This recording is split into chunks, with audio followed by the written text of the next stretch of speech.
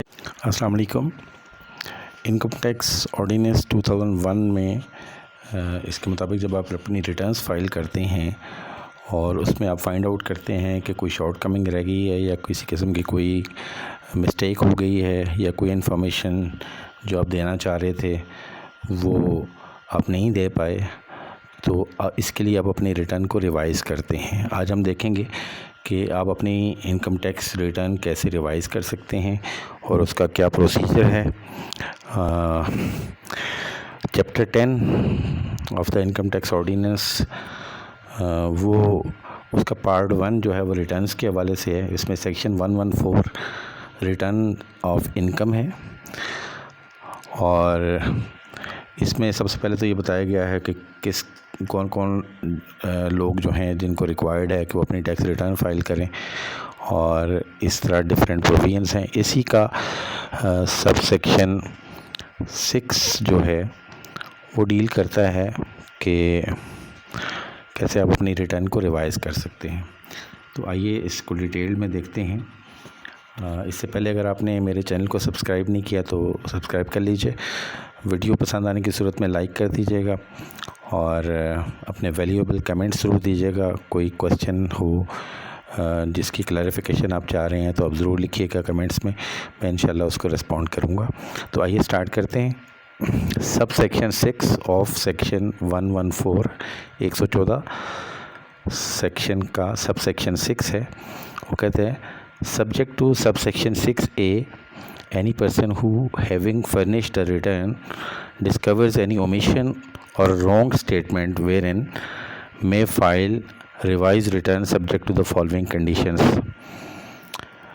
यानी कि subsection 6A के मुताबिक उसके हवाले से उसको छोड़ के बाकी जो लोग हैं वो अपनी रिटर्न कैसे रिवाइज़ कर सकते हैं, जिसमें टर्म्स एंड कंडीशंस जो दी गई हैं। अगर आप फाइंड आउट करते हैं कि आपकी रिटर्न में कोई ओमिशन हुई है या रॉन्ग स्टेटमेंट हुई है तो आप अपनी रिटर्न को रिवाइज़ कर सकते हैं। और उसमें कंडीशंस जो हैं वो नंबर 1 ये है कि it is accompanied by the revised accounts. इसमें रिवाइज अकाउंट्स आप साथ अटैच करेंगे और revised audited accounts as the case may be, या रिवाइज्ड ऑडिटेड अकाउंट्स। अगर आप कंपनी हैं और आपको रिक्वायर्ड है कि आप अपनी ऑडिटेड फाइनेंशियल स्टेटमेंट्स अटैच करेंगे तो आप revised audited financial statements attach करेंगे साथ। और अगर आप कंपनी नहीं है और आपको ऑडिटेड फाइनेंशियल स्टेटमेंट्स अटैच करने की ज़रूरत नहीं है तो आप सिर्फ रिवाइज्ड अकाउंट्स अपने अटैच करेंगे। इसमें प्रोवाइज़ो है, provided that commissioner may waive this condition if the commissioner is satisfied that the filing of the revised accounts और the audited accounts is not necessary. हाँ, अलबत्ता अगर कमिश्नर ये समझे कि इस टैक्स पेयर को रिवाइज्ड अकाउंट्स या रिवाइज्ड ऑडिटेड अकाउंट्स की ज़रूरत नहीं है तो इस कंडीशन को वेव भी कर सकता है। ये पहली कंडीशन है कि अकाउंट्स अटैच करने हैं। दूसरी कंडीशन ये है कि reasons for revision of return in writing duly signed by the tax payer are filed with the return. तो रीजंस क्या थी, क्या वजूहात थी जिनकी वजह से आप अपनी रिटर्न को रिवाइज़ कर रहे हैं, वो आपने लिखनी है और उसको साइन करके उसका PDF अटैच करना है साथ। और कंडीशन BA है, it is accompanied by the approval of the commissioner in writing for revision of return. और अगर कमिश्नर ने अप्रूवल दी है तो उस अप्रूवल का लेटर जो है उसकी PDF भी साथ आपने अटैच करनी है। और मैं नीचे चल के आपको इन 2 कंडीशंस, जो लास्ट 2 कंडीशंस हैं, इस हवाले से जो सब सेक्शन 6A है उसमें कुछ वेवर्स दी गई हैं, वो मैं आपसे आगे चल के डिस्कस करता हूँ। नेक्स्ट कंडीशन है C।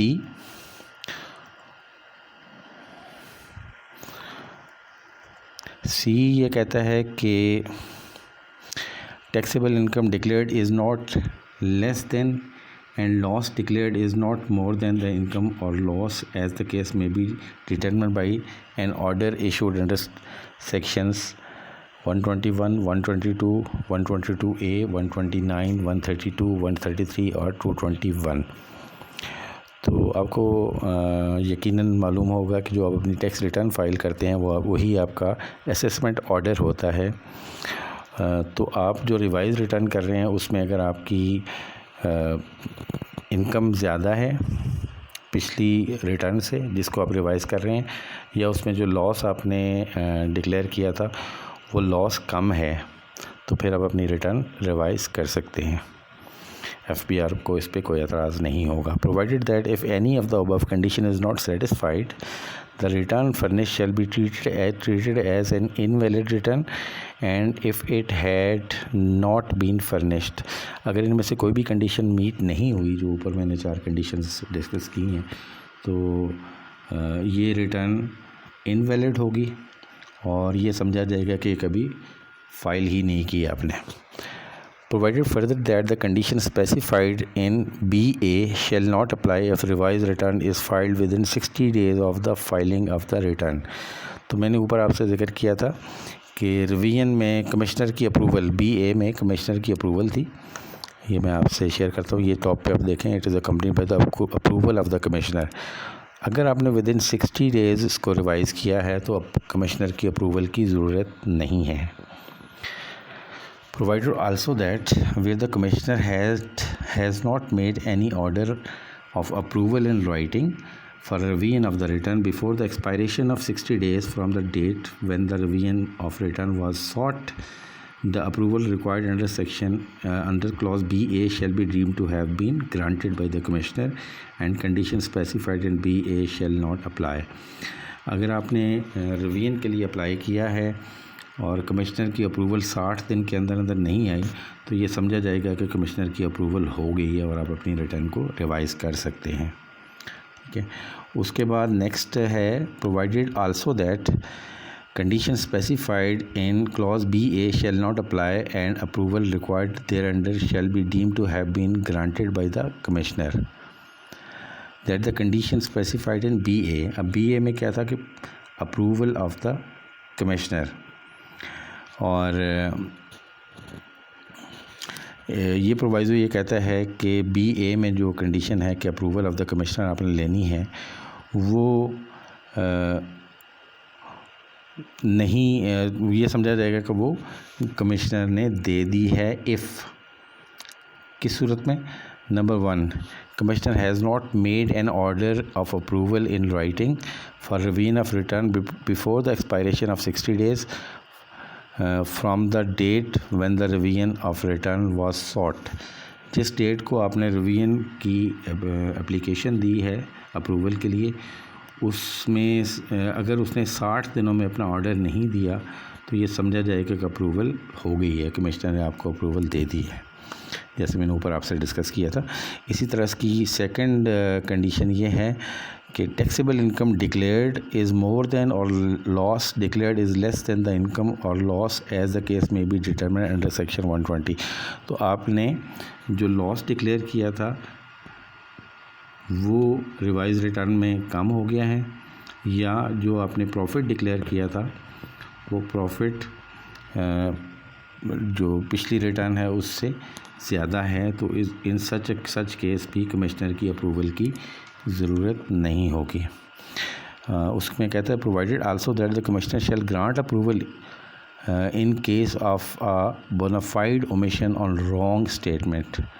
इसमें उन्होंने एक और कंडीशन, एक और प्रोवाइज़ो ये दी है कि अगर बोनाफाइड ओमिशन हुई है, कोई जानबूझ के गलती नहीं की बल्कि हो गई है आपसे गलती और रॉन्ग स्टेटमेंट हो गई है, तो कमिश्नर फिर भी अप्रूवल देगा। कमिश्नर के ऊपर बाइंडिंग है कि वो अप्रूवल दे।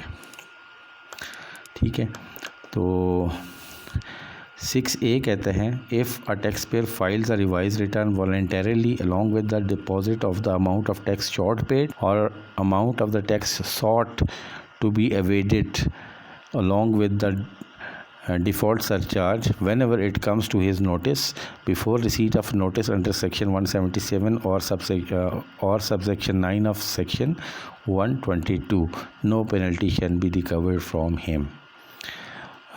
अगर आपने कोई टैक्स जो पेबल बनता था, जब भी आपको पता चला कि ये शॉर्ट पेड है, तो वो आप पे कर देते हैं और अपनी रिवाइज रिटर्न फाइल कर देते हैं बिफोर द नोटिस। सेक्शन 177 या 120 सेक्शन 122 का सब सेक्शन 9 इसके तहत आपको कोई नोटिस आया, उससे पहले अगर आपने जो टैक्स बनता था वो पे कर दिया along with the default surcharge, जो उसके ऊपर डिफ़ॉल्ट सरचार्ज था वो भी और टैक्स भी आपने पे कर दिया, तो फिर पेनल्टी नहीं पड़ेगी उस टैक्स पेयर के ऊपर। इसमें एक प्रोवाइज़ो है, बल्कि कपल ऑफ प्रोवाइज़ोज़ हैं। Provided that in case the tax payer deposits the amount of tax as pointed out by the commissioner during the audit और before the issuance of notice under subsection 9 of section 122, he shall deposit the amount of tax sought to be evaded, the default surcharge and 25% of the penalties leviable under the ordinance along with the revised return। अब इसमें प्रोवाइज़ो में ये कहता है कि अगर tax payer ने, जो कमिश्नर ने अगर को कहा है कि जी आपने फ़लाँ वाला टैक्स आपने पे नहीं किया ऑडिट के दौरान, या नोटिस से पहले, सेक्शन 122(9) के नोटिस से पहले, he shall deposit the amount of tax sought to be evaded, जितना टैक्स वो समझता है कि ये कम पे हुआ है या कमिश्नर ने पॉइंट आउट किया है, वो टैक्स पे करेगा along with the default surcharge भी पे करेगा, और 25% पेनल्टीज़, जो इसमें पेनल्टीज़ लगती हैं इस टैक्स लॉ के मुताबिक, उसका 25% पे करेगा अपनी रिवाइज रिटर्न के साथ।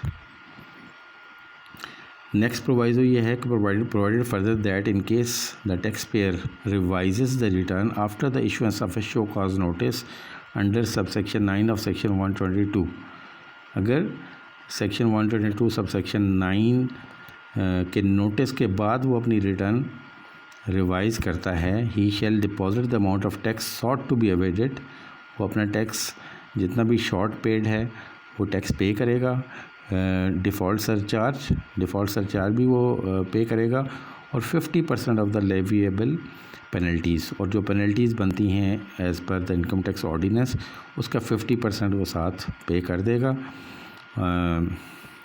And thereafter the show cause notice shall stand abated, तो जो शो कॉज नोटिस है वो नल एंड वाइड कंसिडर होगा, यानी कि वो वापस ले लिया जाएगा।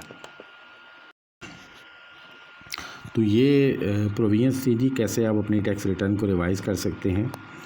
तो इसमें मेन चीज़ ये है कि विदिन 60 डेज़ अगर आप अपनी रिटर्न रिवाइज़ करते हैं तो आपको कमिश्नर की अप्रूवल की ज़रूरत नहीं है। आपको अपने रिवाइज अकाउंट्स अटैच करके आप अपनी रिटर्न को विदिन 60 डेज़ रिवाइज़ कर सकते हैं, और अगर 60 डेज़ से ज़्यादा गुज़र गए हैं ड्यू डेट से, तो फिर आपको कमिश्नर की अप्रूवल की ज़रूरत है, और अगर कमिश्नर अप्रूवल विदिन 60 डेज़ में नहीं देता तो ये कंसिडर किया जाएगा कि कमिश्नर ने अप्रूवल दे दी है। ये मोटी बातें थी इन सेक्शन 114 सब सेक्शन 6 और 6A में। आई होप कि ये वीडियो आपके लिए बेनिफिशियल होगी। इंशाल्लाह हाज़िर होते हैं एक नई वीडियो के साथ, तब तक इजाज़त दीजिएगा। अल्लाह हाफ़िज़। अस्सलामु अलैकुम रहमतुल्लाहि व बरकातुहू।